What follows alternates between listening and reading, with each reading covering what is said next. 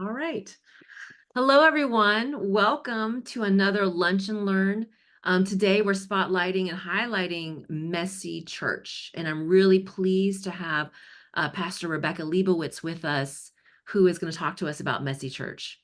Before we get going any further, I want to just open us up with prayer, and let's prepare ourselves for just entering into the space together.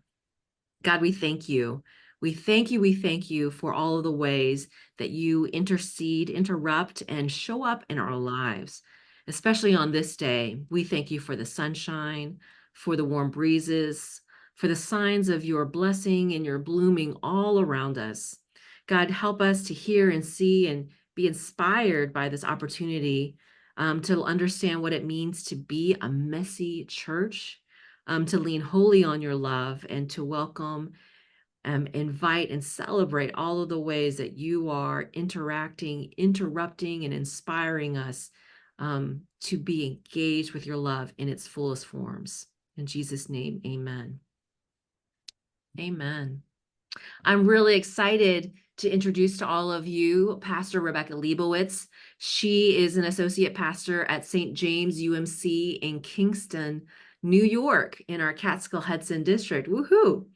So, Rebecca, when I've talked to you, you've been when I asked you how long you've been doing Messy Church, I think you said you started in 2019. Is that right? Yes. In Yeah. 2019. So what she's about to share with you has been something that she's been working on and perfecting at St. James for years, right? And so she's really, I'm excited for her to share with you some of the fruit of her work and also what that looks like today. So when you hear these stories, remember that you're placing it contextually, that this is something that's been working and building at St. James for 5 years, about 5 years, right?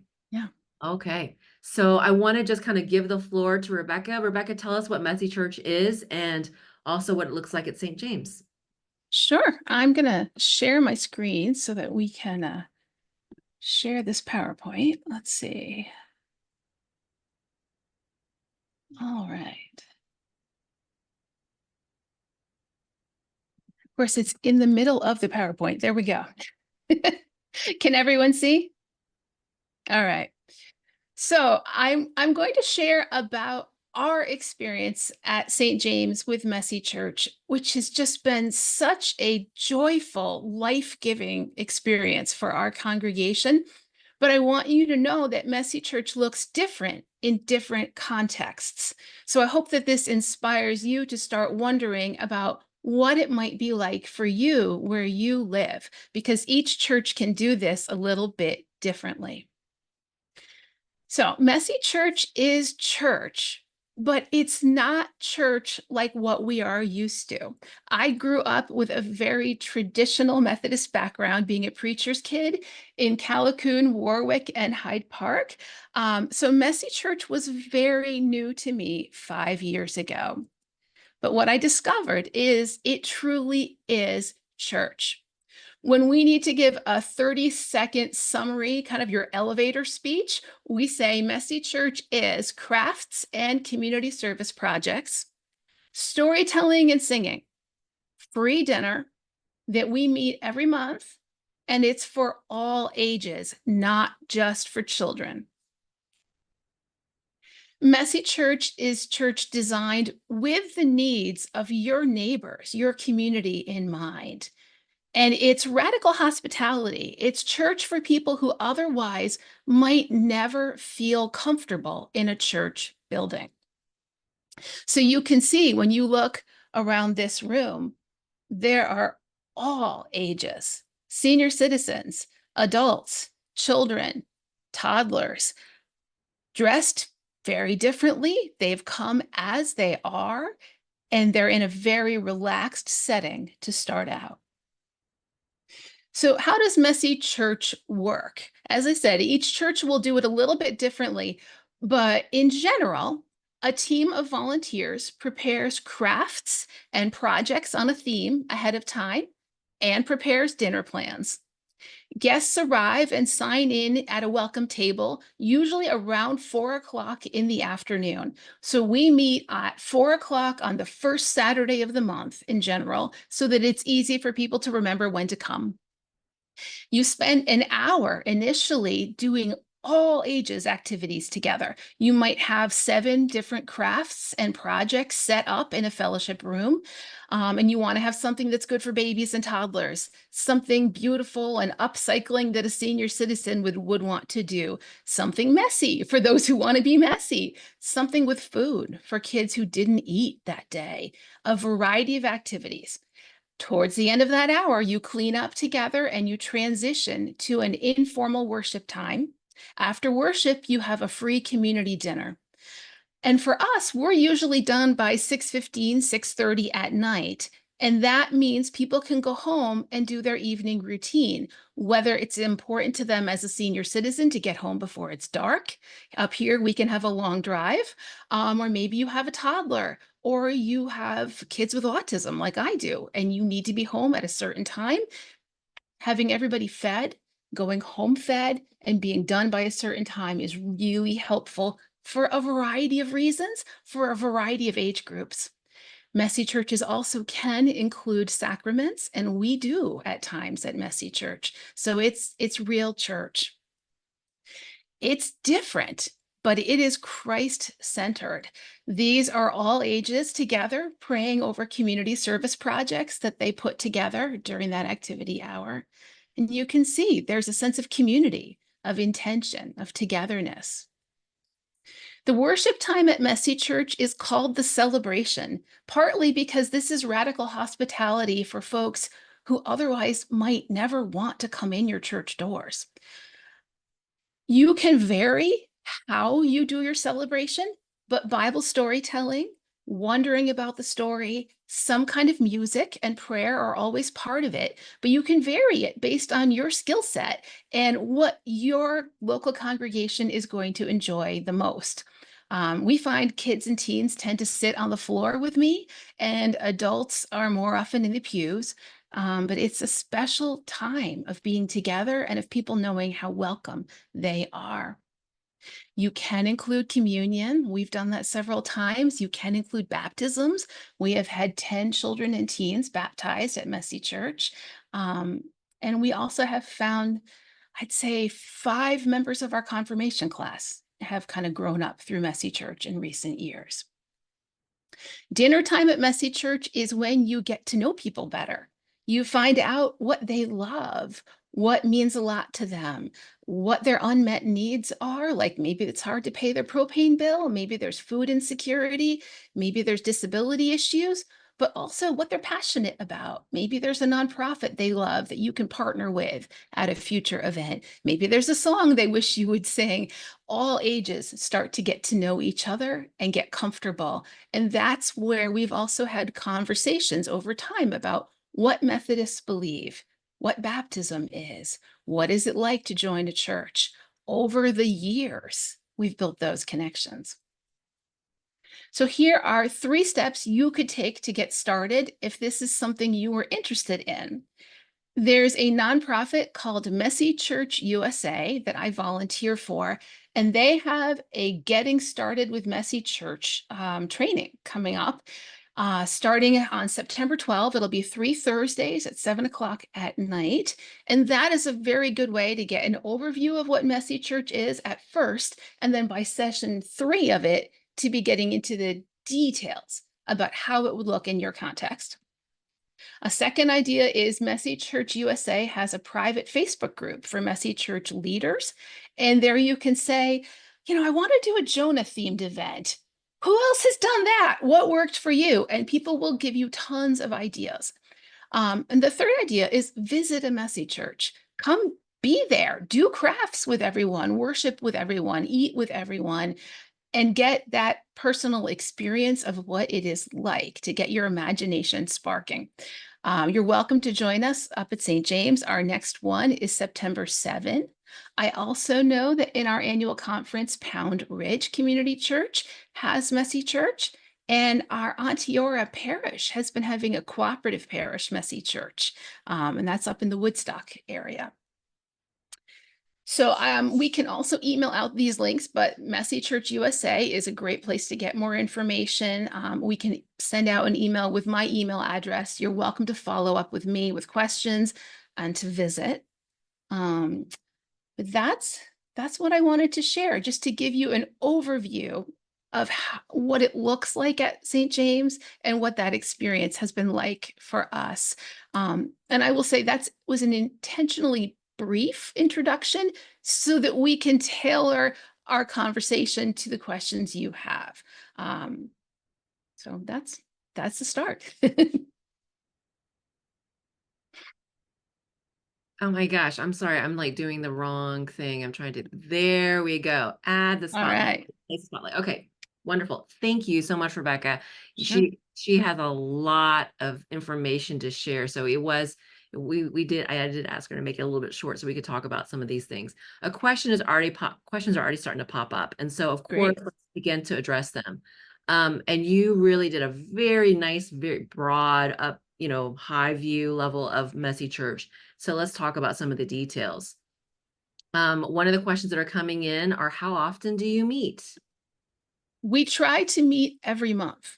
Mhm. Um, we will often take off January and July just because we tend to meet the first Saturday of the month, and those often overlap with major holidays, those weekends in July and in January. But other than that, we are consistent on the first Saturday of the month so that people know they can count on us. Mhm. Um, what I've noticed is that if a messy church meets inconsistently, then it appears to the community that it's more of a festival, kind Mhm. of like an Easter egg hunt or a carnival, not a we're here for you every month. Not a we're here to build a relationship with you. So doing this every month has allowed us to be consistently there for people, is what Mhm. I'm trying to say. Let me ask a follow-up question too. Is there a reason why Saturday works best and not Sunday? Sure. Different communities choose different days based on what the traditions are in their towns about when sports happen, when other events happen. For us, we noticed when we talked to families that a Saturday afternoon around 4 was when most sporting events were done, most children's birthday parties were done, most babies were already up from their afternoon nap, most senior activities were done, and it just allowed us time to meet with people then. A lot of families, at least in our context, a lot of families on Sundays are getting ready for the work week and the school week at night and feel that they need to be home at night in order to cook for the week or get their kids out the door the next morning. But there are some messy churches that meet on a Friday night or a Sunday night.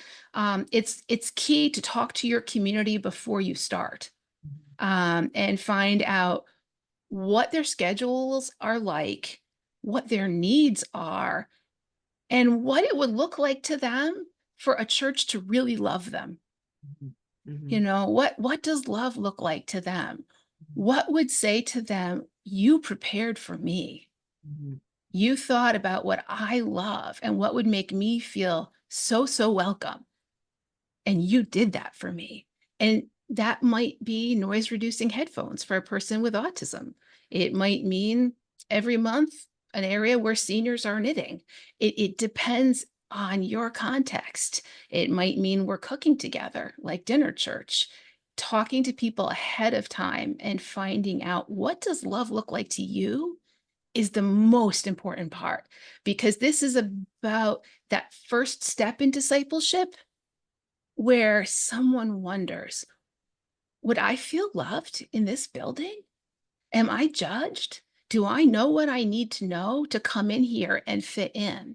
And so when they walk into that first hour of crafts and activities, you want them to think, oh my goodness, they planned this with me in mind, whatever age they are.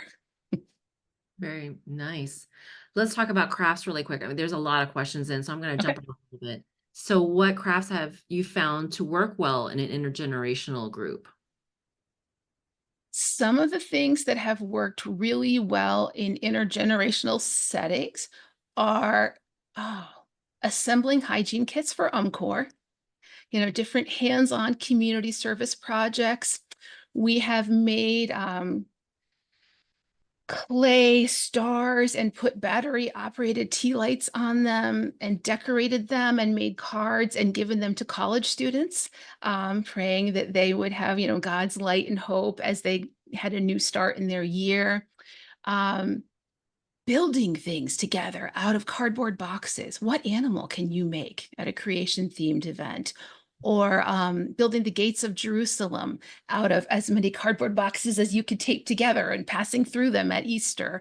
Um, Moravian window stars, or Christmas ornaments, and making one maybe at a series of monthly events about each month's Bible story, but each one is a Christmas tree ornament that you could hang up and remember your messy church experience. There are different activities that you can do where you could simplify it for a 3-year-old and upcycle it for a 50-year-old. So it helps to talk to a few teachers, and just say, what have you done that could be taught at a few levels? Mhm. Hmm. Very nice. There's a couple of questions about attendance and how it impacts what happens on Sunday morning and who comes on Sunday morning. So what has been your experience about that? How have you seen folks who come to Messy Church? Do they come to Sunday, or do folks who come on Sunday, they come to Messy Church? Like what does that look like for you? Sure. When I was first trained about Messy Church, we were advised that those who are working hard at Messy Church should not be expected to do much the next day or that weekend at church, that they should be excused from their other volunteer responsibilities. But we're not a big church. And we were finding that very, very difficult to carry out initially. What we ended up seeing was that when we started Messy Church, and we would have Messy Church on a Saturday and still have Sunday school and church the next day, those parents and kids who came to church the next morning were dragging because they'd had 2.5 hours of church the night before. And it's not that they didn't want to be back at church again, but it was a lot for them. When we really got back into the swing of things with Messy Church after, intermittent masked meetings during the pandemic, we decided that we would not have Sunday school the morning after Messy Church anymore. That, everybody who wants to come still comes to Sunday morning worship. So all of our adult volunteers do.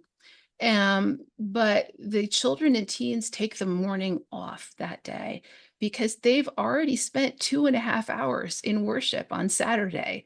And a lot of them are our volunteers too. A lot of the teens help run the tables and help clean up. So by the next day, they deserve some time off. That's nice. Have you Yeah. seen any kind of have you seen anybody from Messy Church who only comes to Messy Church? Have you seen them kind of engage in other areas of church life? Yes, though I will say, in general, Messy Church becomes a fresh expressions community that's almost like its own church plant within your church. For most churches, it's like it's its own community that you're supporting, and you're growing because of. You're learning with and loving with this community, but it's usually just Messy Church of families attending Messy Church, not your regular services. It's not a way to grow your regular congregation. We're an unusual case at St. James. We have had a handful of families from Messy Church get involved in Sunday school, and one of them has 7 children. So, and typically brings an additional 3.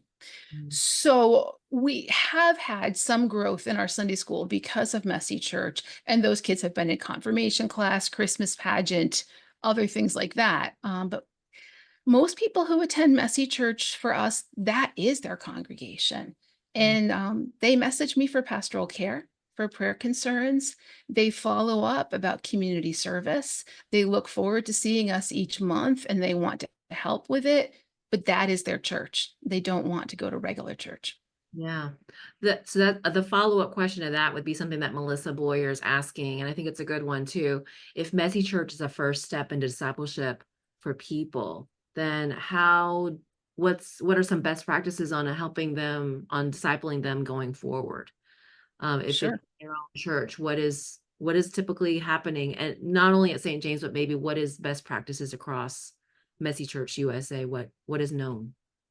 Sure, sure. So a lot of messy churches will send home a handout for families to discuss that month's Bible story and encourage discipleship activities at home. We do that sometimes. But what we have found, at least at St. James, is over the years, getting to know people, we find out more about where they are on their discipleship journey and then have opportunities to invite them to take next steps.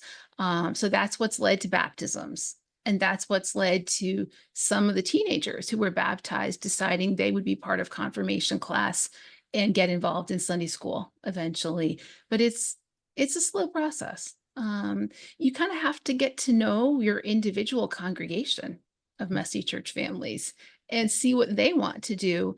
Um, and then, you could add in book studies that they wanted to do, or special community service projects and Bible stories connected to it that they wanted to know about. You have to follow their lead. It depends on where they're at in that journey. Mhm. Could we take a moment and just go all the way back to 2019 or maybe even before? And could you share the story of how Messy Church came to be at St. James? Sure. I had been volunteering for St. James, writing an all ages Sunday school curriculum, and then volunteering for Waffle Church. And I came on staff as children and youth director, not as clergy. And our then pastor Bob Milsom had visited the United Kingdom and visited churches that had messy churches there. The UK is where Messy Church was born, and he came home full of enthusiasm and telling me that in his experience, it looked like the UK was 10 or 15 years ahead of the US in seeing such a decline in the presence of children or just all ages activities at their congregations, but that he met congregations there who loved having messy church, and that this just brought so much life to them, and that they felt that if they did not do this, they would never have all ages together. And it was so important to them that they did this year round. And he was very excited for St. James to start this. And I looked into it and I thought, I'm a total church nerd. I don't know if I can do this. I am so traditional. This is messy crafts. I am not crafty. How is this going to work? Um, but I said, okay, let's go for it. I attended a workshop and started giving this a try. And when I saw how deeply loved people felt, Mm, and then when I began to see adults and children wonder about Bible stories and get that the stories were there for them, I was all in. mm, Um, I'll never be a dumb craft person, but man, when I see people understand that these stories are for them and that there is a place for them in this ongoing story that God is writing, I'm going to do what I have to do to make that happen. And it's been a beautiful. beautiful thing. We started out with people in our community sort of viewing it as a one off event. We had a messy church Easter. And so at first, our attendance was high, but sporadic, like 60 to 80 people, but not the same people. Um, then it settled down to about 45 to 55 a session, and the same people, and a sense of family and connection and deepening faith. And that's been our sweet spot. 45 is good. Oh, wow. That's great. That's so great. Yeah. Wonderful. Some administrative questions have come through. Is there ever a call to meet more than once a month? We thought about this. but it's almost like running a mini vacation Bible school every month. Um, and so it just was too much for us to do. Um, some have considered it, but it's what I've heard from Messy Church USA is that if you try to meet more than once a month, it becomes unsustainable. That Mm, you could have other things that that appeal to this group, but this is such a big project to put on once a month, um, that to do it more often would be hard. mhm, Um, mhm. Good to know. Um, you have a team helping you, right? I'm yes, sure you're not doing this by yourself. This is such a big thing. yeah, So yeah. what kinds of things do your team do, and what kind of skill sets do you need in your team? Sure. We organize every event with a Google Doc. Um, and we have a person in charge of the welcome table because you need to have people sign in. You need to do some safe sanctuaries basics then, because parents otherwise might think this was a drop-off event. Mhm, You also need to get photo permission for adults and kids if you're going to be taking photos. So you need a welcome team. Then you need a crafts team, and it's best for us if we have about 10 people to help with crafts, and that can include teenagers. But if you are offering 6 to 8 activities, and some of them might have a sudden rush of people all wanting to do that, where you need 2 sets of hands at that table, you need 9 or 10 people. They can be half teenagers, half other volunteers, but you need a good number of crafts leaders. And then whoever's going to lead your worship, your celebration time, that could be 1 or 2 people who like to read from a children's storybook Bible or do godly play storytelling, or other ways of informal worship. And then you need a food team. So this is one reason why Messy Church is often a good cooperative parish project. mhm, You might have one church in your cooperative parish that loves to cook, and another with a few people who like to plan crafts, and another that maybe has some teenagers, but nobody's leading teen activities, and another with somebody who's a super storyteller or who taught preschool and has great ideas about how to make things accessible. You can pull all those skill sets together and have a team, but you need those categories: welcome, crafts, worship or celebration, and food. mhm. Very good. So you said a little bit about I like how you broke down all those components of Messy Church. Could you talk a little bit more about celebration? What does the celebration worship time look like? Could you break Sure. that so we could hear a Yeah, little? and just to be very clear, this is how we do it. You might do it entirely differently. For us, my mom is a spiritual director, but she was a special education teacher. So before we started our Messy Church, I talked to her and said, "How am I going to guide people in transitioning from crafts to worship time? How do I get this busy room of people ready to move?" And we planned a parade. Mhm, So we have rhythm instruments and we sing "We're Marching in the Light of God" to transition from crafts to worship, and all ages get involved, and it's loud and raucous, but it works for us. Everyone knows then it's time. We're moving on to worship. We usually will sing another song then, and I like to pick something that's easy to learn, like paperless music from Music That Makes Community. Because if you didn't grow up at church and all of a sudden people want you to sing, that can be very off putting. It's normal to me, but that doesn't mean it's normal to everyone else. So I want to pick something simple with a refrain that's repeated and that children can still use their rhythm instruments on if they want to. Then we collect the instruments. And in our case, that's when we do storytelling. Something that's very important to me personally is godly play storytelling. I run a godly play Sunday school program on Sundays, and I am in awe of the way a 4-year-old who's just been running around a crafts room can get still and quiet and into the story with that particular method.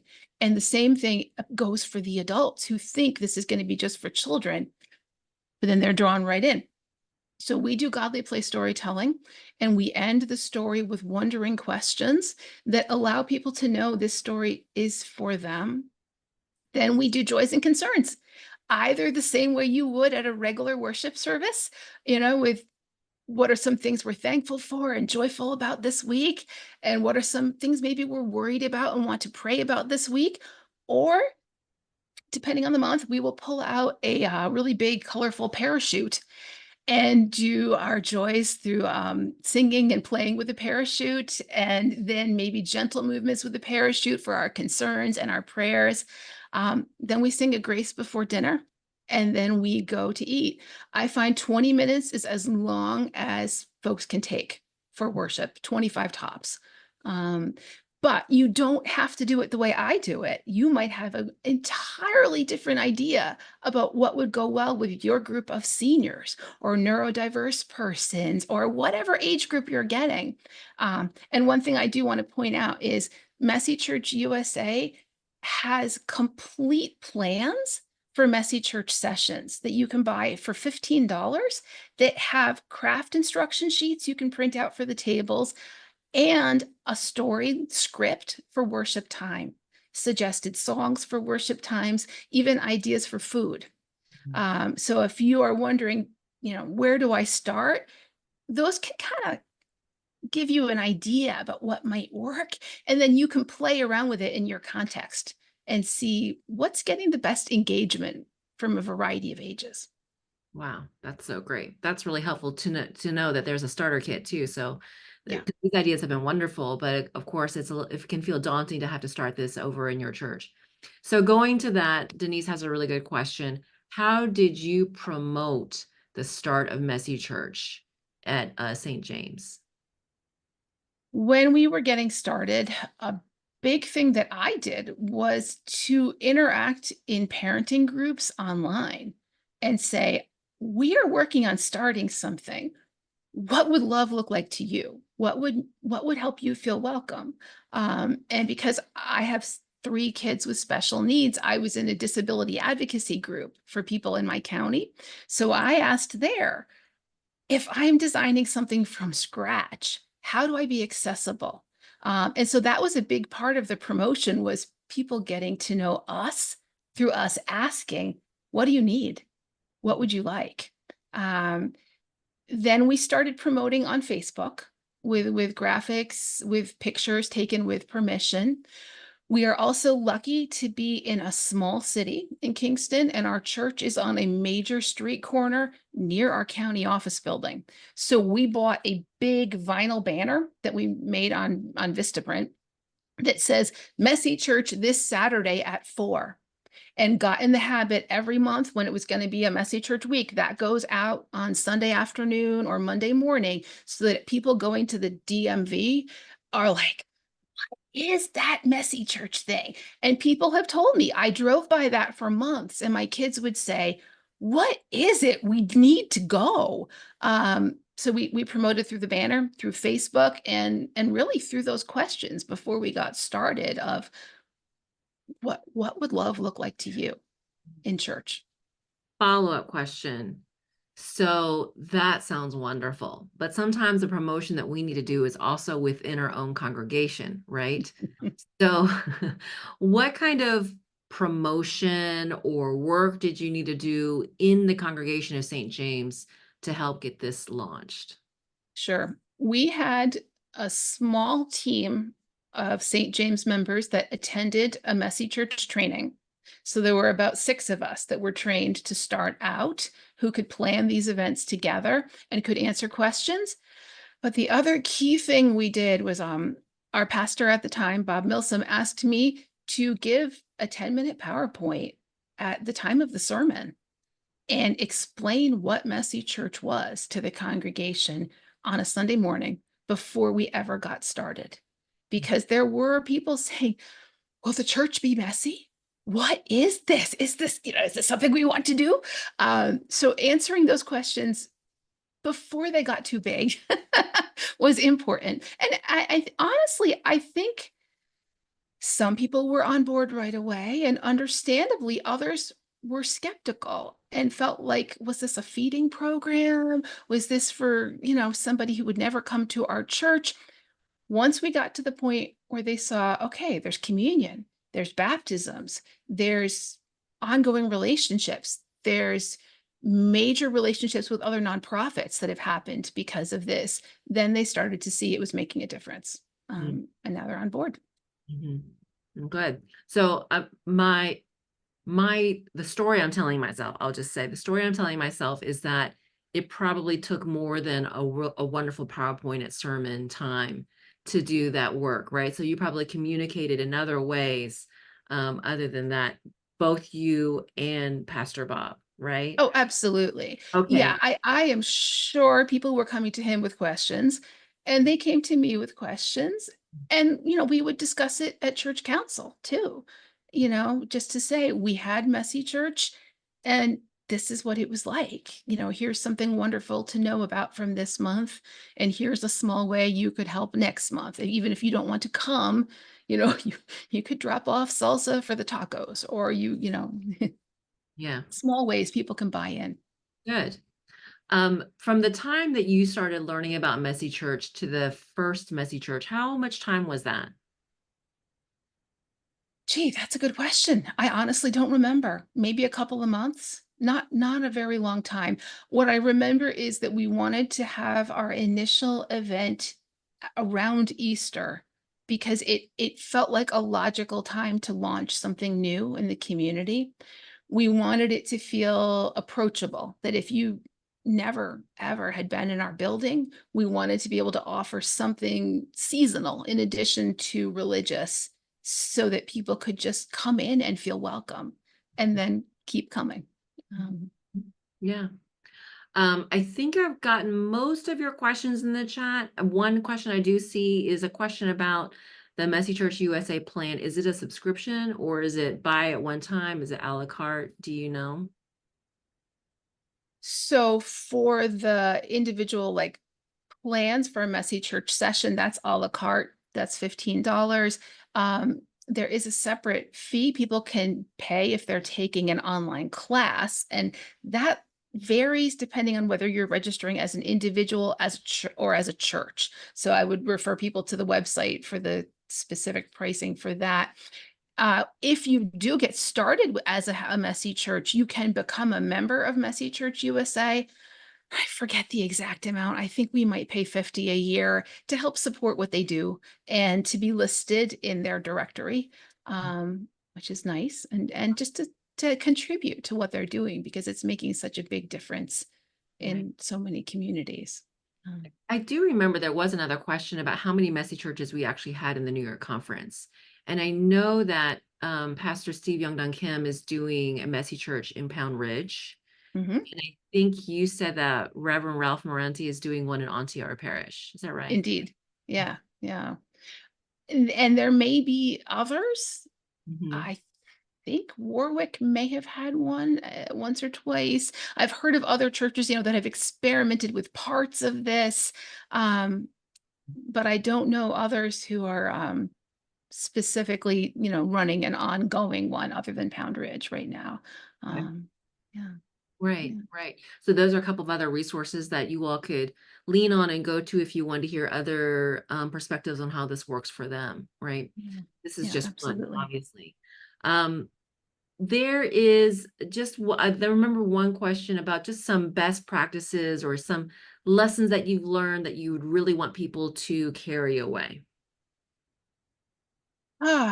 Well, I would say mainly that the same theme I've been hitting on, which is talk to your community before you get started, and find out what would genuinely help them, what they genuinely want. So instead of people saying your church has kids or your church has all ages, you turn it in the other direction. Our community has us.